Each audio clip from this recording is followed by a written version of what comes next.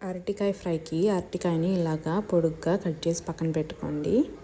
ఇప్పుడు ఆయిల్లో ఇలాగా ఫ్రై చేసుకొని గోల్డెన్ బ్రౌన్ కలర్ వచ్చేదాకా ఫ్రై చేసుకొని పక్కన పెట్టుకుందాము.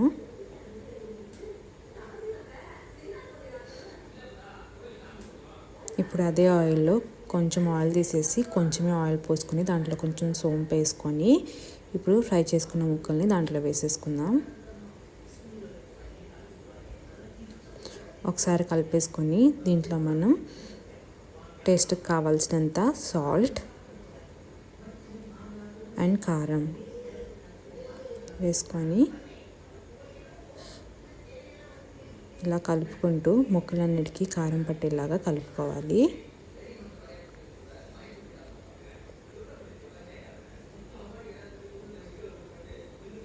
ఇప్పుడు లైట్గా వాటర్ వేసుకొని కలిపేసుకొని ఇప్పుడు మూత పెట్టుకొని మగ్గనిచ్చుకోవాలి. ముక్క మెత్తపడేదాకా మగ్గనిచ్చుకుంటూ దించేసుకుంటే ముందు ఒక 4-5 వెల్లుల్లిపాయలని చితక్కొట్టుకొని దాంట్లో వేసుకొని కలిపేసుకుంటే అరటికాయ ఫ్రై రెడీ.